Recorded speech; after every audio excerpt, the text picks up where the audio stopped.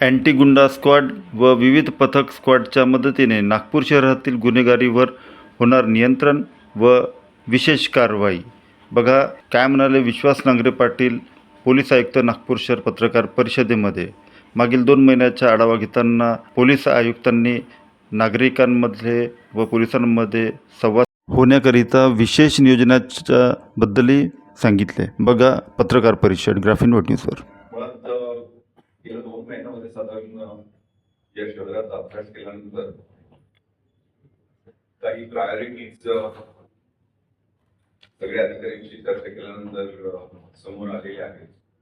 त्या अनुषंगाने आपल्याला त्याबद्दल माहिती देणं हे आम्हाला सगळ्यांचं कर्तव्य आहे.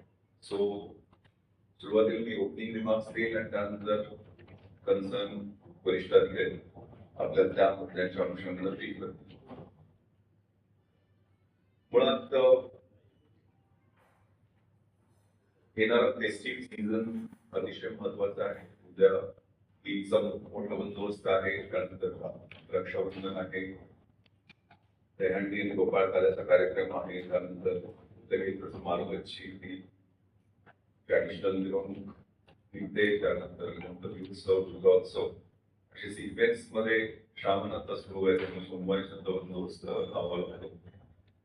पण हे लॉ अँड ऑर्डरचे बंदोबस्ताचे विषय जे आहेत ते नेहमीच्या पोलिसिंगच्या कामकाजावरती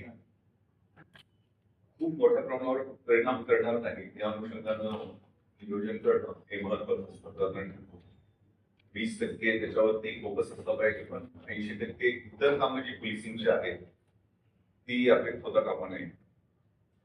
त्या अनुषंगाने काही प्रायोरिटीज मध्ये या शहरात शरीराविरुद्धचे गुन्हे हे त्यांच्यावर नियंत्रण आणणं, त्यातल्या गुन्हेगारीवरती प्रतिबंध घालणं हे अतिशय महत्वाचं आहे. त्या अनुषंगाने काही उपाययोजना केलेल्या आहेत, त्याची माहिती देऊ. शहराचा वाढता विकास आहे, नवीन नागपूर वसत आहे आणि त्या अनुषंगाने जमिनीच्या वाढणाऱ्या किमती, त्यात असणारा फसवणुकीचा प्रकार आणि लँड माफिया हे काय खूप मोठ्या प्रमाणावर नाहीये, परंतु हे प्रमाण वाढताना दिसत आहे. त्या अनुषंगाने करावयाच्या उपाययोजना. अवैध धंदे आणि ड्रग्सचा प्रादुर्भाव हा ही महत्वाचा विषय आहे. अवैध धंद्यांच्या बाबतीत नागपूर पोलिसांची 0 टॉलरन्स पॉलिसी आहे. ड्रग्सचा प्रादुर्भाव अधिक महत्वाचा विषय एवढ्यासाठी आहे की यातनं बाल गुन्हेगारी सुद्धा वाढत आहे. त्या अनुषंगाने करावयाच्या उपाययोजना. ट्रॅफिक हे शहर अतिशय चांगलं इन्फ्रास्ट्रक्चर, इथला विकास व्हायच्या अगोदरच इथलं संसाधनं आणि इन्फ्रास्ट्रक्चर हे डेव्हलप झालेलं आहे. परंतु असणारे फुटपाथ, त्यावरची असणारी मोठी अतिक्रमण, म्हणजे एखादा गरीब माणूस छोटा हॉस्टेल टाकून व्यवसाय करत असेल तर ते कोपऱ्यात अडथळा न होता त्याच्याकडे दुर्लक्ष करणं, पण इथं हॉटेलच्या हॉटेल रस्त्यावरती बसवलं जातं. त्यामुळं ट्रॅफिकला होणारे अडथळे, ई रिक्षा, त्याला कुठलंही परमिट नसणं, लक्झरी मुळे ट्रॅफिक जाम होणं. ट्रॅफिकच्या अनुषंगानं सिग्नल सिंक्रोनायझेशन या अनुषंगानं आदित्य त्याची माहिती देतील.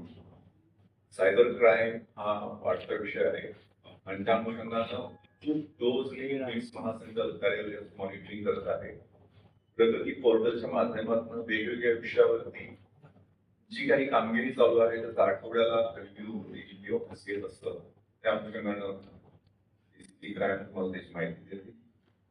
लॉ अँड ऑर्डर आता हे वाढणारा येणाऱ्या फेस्टिव्ह सीझनच्या अनुषंगानं विषय आहे आणि त्याचबरोबर होणारी आंदोलन, काही लेबर इश्यूज, काही स्टुडंटचे इश्यूज आणि त्या अनुषंगाने करायच्या उपाययोजना यांच्या संदर्भात सुद्धा सविस्तर प्लॅन करण्यात आलेला आहे. प्रॉपर्टी क्राईम हा विषय सर्वसामान्यांच्या अनुषंगाने महत्वाचा आहे आणि त्या 2 विषय जे महत्वाचे दिसतात. एक घरफोडीचा प्रादुर्भाव आहे सर्टन एरियाजमध्ये आणि व्हेकल थेफ्ट, त्यात मोटरसायकल थेफ्टचा मोठा, गरीब लोकांनी मोटरसायकल चोरीला जाणे हे सुद्धा प्रायोरिटीचा विषय आहे. इथल्या असणाऱ्या VIP बंदोबस्त, इथली असणारी व्हायटल इन्स्टॉलेशन आणि त्या अनुषंगाने करावयाच्या घातपात विरोधी उपाययोजना याचाही प्राधान्यानं विचार केला जात आहे. महिलांची सुरक्षितता आणि त्या अनुषंगानं पोक्सोच्या अंतर्गत दाखल असणारे गुन्हे आणि जनरली आम्ही body offenders, murder, attack to murder किंवा robbery, dacoity, chain snatching, HPT मधल्या गुन्हेगारांच्यावर नजर ठेवतो. परंतु महिलांच्या विरुद्ध हॅबिच्युअल ऑफेंडर्स असतात त्यांच्यावर लक्ष ठेवण्यात थोडा आम्ही कमी पडतो. त्या अनुषंगाने निर्भया पथकांची निर्मिती केली जाणार आहे आणि त्याचा एक प्रोएक्टिव्ह मेजर म्हणून विचार करता येईल आणि ते लवकरच आपण लॉन्च करत आहोत. पोलीस स्टेशनच्या अनुषंगानं आवश्यक असणाऱ्या जागा, वाहनं, इन्फ्रास्ट्रक्चर, कर्मचाऱ्यांचं वेलफेअर हे सुद्धा खूप प्रायोरिटीचा विषय आहे. फोर्स 9,500च्या आसपास मोठा फोर्स आहे. त्याचं सगळ्यांचं कल्याण आणि प्रशासन चांगल्या पद्धतीनं पाहणं याच्यासाठी सुद्धा हेडक्वार्टर काम करत आहे. शहरातले फेटल ऍक्सिडेंट कमी झालेले आहेत, पण या शहरात ते निग्लिजिबल पर्यंत आणता येते. त्या अनुषंगानं उपाययोजना, कन्व्हिक्शन रेट हा प्रायोरिटीचा विषय आहे आणि त्या अनुषंगानं काही मेजर्स वेळेत चार्जशीट चालू करणं गरजेच्या अनुषंगाने काही प्रायोरिटीज ठरवलेल्या आहेत. ओव्हरऑल जे स्मार्ट पोलिसिंग आहे, स्मार्ट ऑनरेबल प्राईम मिनिस्टरनी केलेली डेफिनेशन असते स्ट्रिक्ट आणि sensitive, modern and mobile, alert and attentive, responsive and responsible, trained and techno savvy. या अनुषंगानं काही उपाययोजना आहेत. पहिला विषय बॉडी ऑफेंडर्सचा आहे. त्या अनुषंगानं प्रिव्हेंटिव्ह ऍक्शन्स प्रायोरिटीवर घेतल्या जात आहेत आणि त्याची आकडेवारी सुद्धा मी या सगळ्यांना देणार आहे एक चार्टच्या माध्यमातून.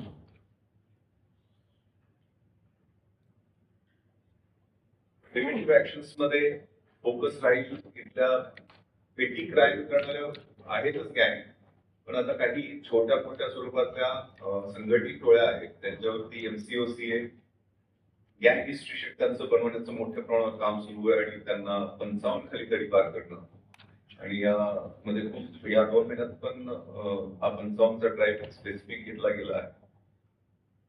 हॅबिच्युअल ऑफेंडर्स असतात त्यांच्यावर 129 DNS प्रमाणे कारवाई करणं.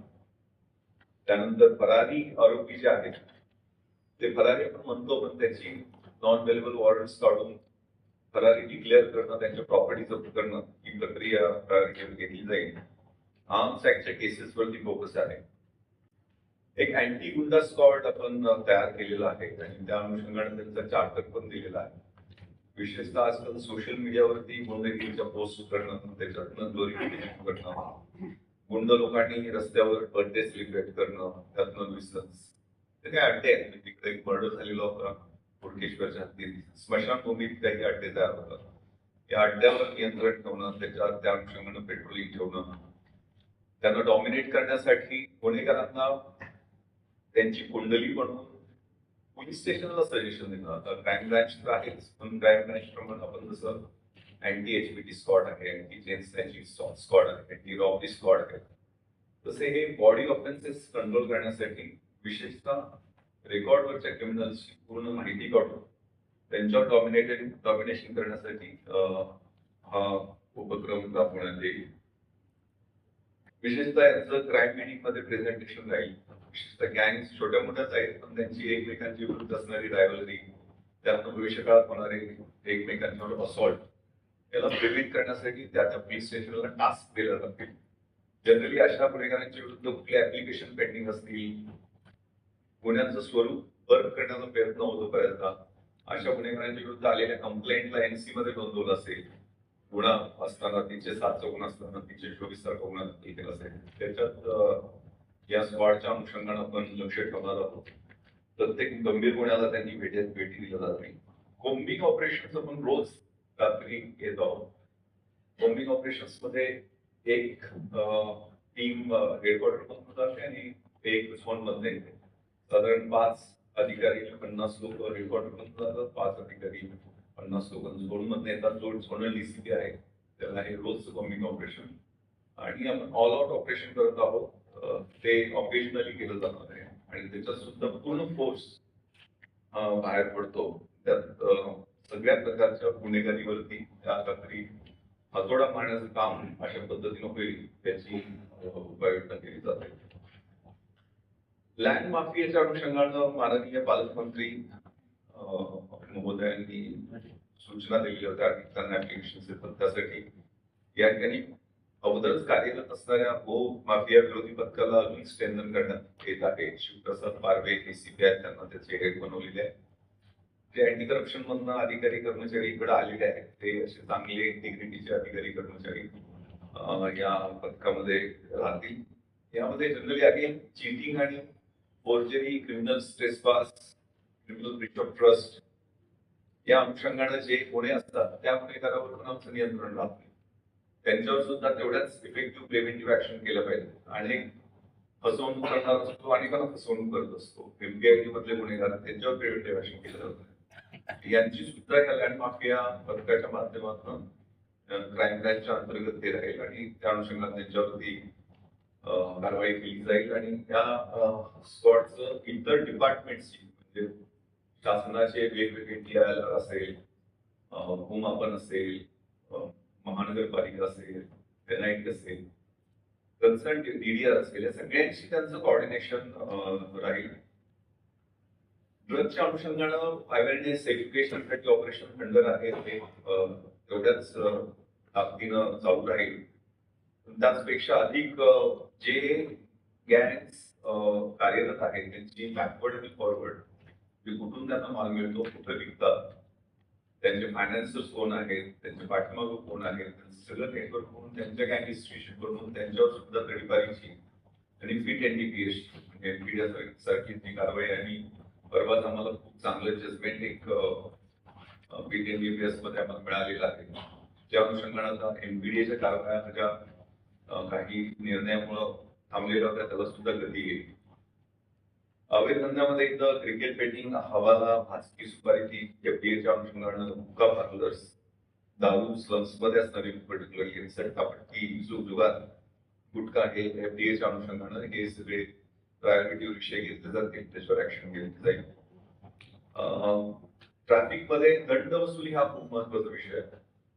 म्हणजे शेकडो कोटी रुपये दंड आमचा पेंडिंग आहे आणि त्यात सुद्धा 60 व्हायोलेशन झालेले आहेत, 50 व्हायोलेशन झालेले आहेत, 40 व्हायोलेशन झालेले आहेत. ती कॅटेगरी पण त्यांचा पहिल्यांदा दंड म्हणजे गाडीपेक्षा जास्त किमतीचा दंड त्यांच्यावर वसूल होईल अशी परिस्थिती. त्यांच्यावरती कोर्टांची चांगलं मॉनिटरिंग करून ही वसुली प्रायोरिटी वरती केली जाणार. जे हॅबिच्युअल ऑफेंडर्स आहेत ते टप्प्याटप्प्याने त्याचा इम्पॅक्ट होऊ शकेल, कारण त्या अनुषंगानं डेटरंट इफेक्ट तयार होईल ज्यावेळेला अशा पद्धतीची दंड वसुली होईल. इंटिग्रेटेड ट्रॅफिक मॅनेजमेंट सिस्टम आपण लागू करत आहोत. 170 चौक सिलेक्ट केलेले आहेत. त्यातल्या 10 चौकात ऑलरेडी पायलट प्रोजेक्ट सुरू आहे आणि 2 किंवा 3 महिन्यात मॅक्सिमम सिग्नलचं सिंक्रोनायझेशन होईल. त्यामुळे लोकांना जो सिग्नल सिंक्रोनायझेशन मध्ये त्रास होतोय 100% कमी होऊ शकेल. CCTV कॅमेरे आपल्या कमांड अँड कंट्रोल सेंटरमध्ये 2019ला 2700च्या आसपास CCTV कॅमेरे बसवण्यात आले. खूप चांगली यंत्रणा आहे. कॅमेरे अजूनही चांगले आहेत, परंतु काही कॅमेरे 700च्या आसपास कॅमेरे बंद आहेत. ते कसे ऍक्टिव्हेट करता येतील त्या अनुषंगानं प्रयत्न राहतील. याबरोबरच साधारण 1500 कॅमेरे, आधी ते सांगतो तुम्हाला 1500 नवीन कॅमेरे आणि ग्रामीण भागासाठी साधारण 28 नगरपालिका क्षेत्रामध्ये कॅमेरे हा मोठा महत्वाकांक्षी प्रोजेक्ट माननीय पालकमंत्र्यांनी दिलेला आहे माननीय मुख्यमंत्र्यांच्या आदेशानुसार. तर हा प्रोजेक्ट एक CCTVचा आपल्या शहरातली गुन्हेगारी समूळ उच्चाटन करण्यासाठी, कारण हे डोळ्याला ताण आहे आणि हे जर इतके कॅमेरे मिळाले तर निश्चितपणे त्याचा पॉझिटिव्ह इम्पॅक्ट होईल. जसं चेन स्नॅचिंग वरती खूप चांगला प्रभावी नियंत्रण आलेलं आहे, प्रत्येक क्राईम वरती होईल. सायबर क्राईमच्या अनुषंगानं म्यूल अकाउंटचं खूप चांगलं काम क्राईम ब्रँचने केले ते थोडक्यात तुम्हाला सांगतील. लॉ अँड ऑर्डर मध्ये आता त्याच्यावरती नियोजन कसं होईल, कारण व्हिजिबल पोलिसिंग हा सगळ्यात महत्वाचा विषय आहे आणि त्या अनुषंगानं बीट सिस्टम जॉईंट सीपीच्या मार्गदर्शनाखाली आम्ही ते पूर्ण एक्झिक्युशन करून घेत आहोत. प्रत्येक पोलीस स्टेशन मध्ये असणारी मॅन्डेटरी कामं ही 20 लोक करतात. ठाणे अंमलदारचं काम करणारे ठराविक लोक असतात आणि इतर कर्मचारी हे बीट मध्येच राहतील. त्या चौक्या ऍक्टिव्हेट करून बीट मधले असणारे बीट मार्शल मोठी गाडी सुद्धा बीट मध्ये द्यायची. त्या बीट मधली सगळी कामं तो एपीआय किंवा पीएसआय त्यांची टीम ही ताकदीनं करेल आणि पूर्ण पोलीस स्टेशनवरचं काम जे आहे ते लोड सेग्रिगेट होईल आणि रिस्पॉन्सिबिलिटी आणि अकाउंटेबिलिटी त्या त्या एरियाची वाढेल आणि तिथला कनेक्ट वाढतो. कारण कनेक्ट शेवटी प्रत्येक नागरिक हा गणवेश पोलीस असतो, प्रत्येक पोलिसचा गणवेश असतो, नागरिक असतो. त्या अनुषंगाने आपण प्रत्येक बीट मध्ये 100 लोकांची व्हॉट्सअप ग्रुप बनवत आहोत आणि त्यांच्या मीटिंग सुद्धा घेतल्या जातील फिजिकल. त्यामध्ये सगळ्या स्तरातले लोक राहतील. स्लम्स मधल्या लोकांना बीट मध्ये प्रायोरिटी देण्यात येईल. कारण तिथं होणारे मुलींच्यावर महिलांच्यावर छेडछाडचे प्रकार असतील, दारूचे मैत्रांडे असतील, त्याच्यावरती दुर्लक्ष बऱ्याचदा होत असतं. स्लम्स मध्ये स्लम पंचायत सारखं इफेक्टिव्ह पेट्रोलिंग आणि त्याच्यावरती कारवाई होण्याचा प्रयत्न आहे. पोलीस स्टेशन स्तरावर 100 लोकांचा ग्रुप, डिव्हिजन एसी स्तरावर 100 लोकांचा ग्रुप, झोन स्तरावर 100 लोकांचा ग्रुप, रिजन स्तरावर 100 लोकांचा ग्रुप आणि सीबी स्तरावर 100 लोकांचा ग्रुप. हे ज्यामध्ये पत्रकारांना सुद्धा विनंती आहे त्यांना आम्ही समाविष्ट करून घेतलेला आहे. तर बेसिकली याच्यात good morning good night message देणं, शुभेच्छा मेसेज देणे आणि उपदेश करणे असले काही विषय राहणार नाही. तुम्हाला कन्स्ट्रक्टिव्ह सोल्युशन्स आणि काही विषय तुम्ही त्यात नियम करून सुद्धा पाठवू शकता त्याच्या कन्सर्न अधिकाऱ्यांना. तर हा कनेक्ट वाढवणं, कारण सर्वसामान्य नागरिकांचा जोपर्यंत पोलिसांवरती प्रभावी सपोर्ट आणि नियंत्रण दोन्ही, कारण प्रेशर ग्रुप आणि सपोर्ट ग्रुप हे दोन्ही भूमिका आहेत. पोलीस चुकीचं वागत असतील, पोलिसांची अवैध धंदेवाल्यांशी संबंध असतील, चुकीच्या कारवायांना सपोर्ट करत असतील तर त्याचं प्रेशर ग्रुप लोकांकडून राहिलं पाहिजे. आणि जर पोलीस चांगलं काम करत असतील तर एक चांगल्या सपोर्ट ग्रुपची अपेक्षा लोकांकडून आहे. त्यामुळे सदरक्षण आहे, निग्रहण आहे, प्लस लोकांनी आम्हाला सपोर्ट करणं हे अपेक्षित आहे. कलमचा निग्रह करण्याची तर पोलिसांची जिम्मेवारी आहे. तर हे ग्रुप्स आपण बनवत आहोत. बंदोबस्त प्रोफेशनल पद्धतीने कसे होतील, लोकांना ट्रॅफिक आणि इतर समस्यांना कमीत कमी त्रास, कारण मोठे बंदोबस्तीत असतात. ताजुद्दीन बाबांचं मोठा बंदोबस्त मी स्वतः पाहिलेला आहे. आंदोलन होत असतात, त्याचाही सर्वसामान्य जीवनावरती परिणाम होतो. मोठी आंदोलन सध्या होताना दिसतात. तर तो बीट पोलिसिंगचा एक इफेक्टिव्ह प्रयोग तिथल्या चौक्या ऍक्टिव्हेट करणं आणि प्रत्येक एरियामध्ये लोकांच्या मदतीनं काही प्रोएक्टिव्ह म्हणजे सीसीटीव्ही सर्वसामान्य लोकांनी मदत केली. म्हणून हिस्टोरिक बिल्डिंग आहे, स्कूल्स कॉलेजेस आहेत, इंडस्ट्रियल हाऊसेस आहेत, कमर्शियल एस्टॅब्लिशमेंट्स आहेत, ज्वेलरी शॉप्स आहेत.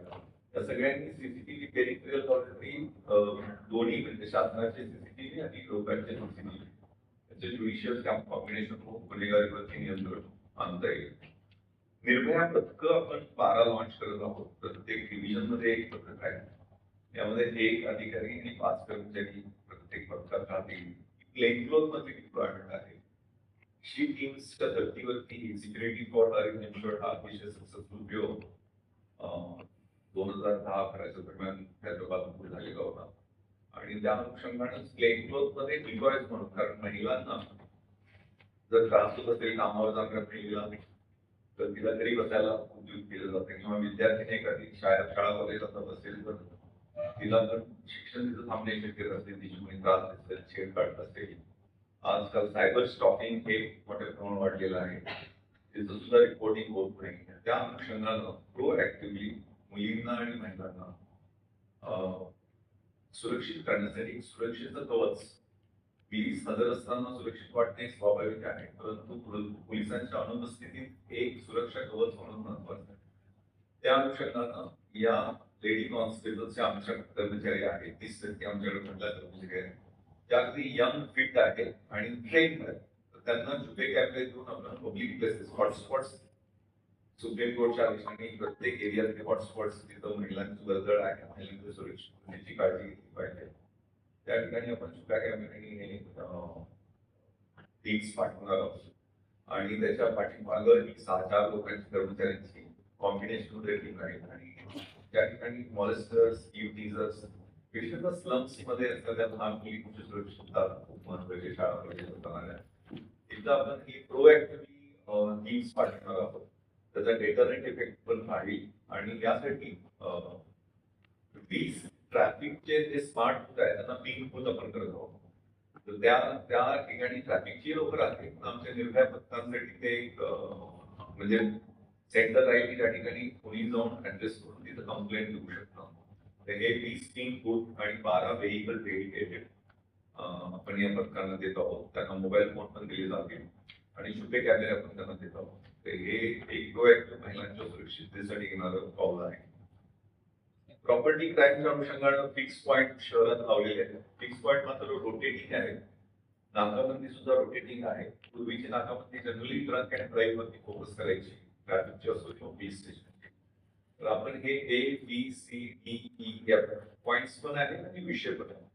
म्हणजे अँटी HPT नाकाबंदी वेगळ्या पद्धतीची राहील, अँटी चेन स्नॅचिंग नाकाबंदी वेगळ्या पद्धतीची राहील, अँटी रॉबरी असेल किंवा व्हेकल थेफ्ट असेल, हे विषयानुरूप नाकाबंदी जसं मुंबईत लावल्या जातात तसं आपण लावणार आहोत.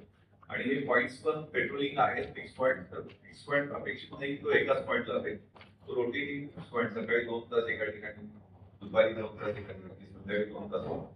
वर्दळी शाळा वगैरे भरण्याच्या वेळेला, सुटण्याच्या वेळेला तो स्कूल जवळ राहील, कॉलेज जवळ राहील.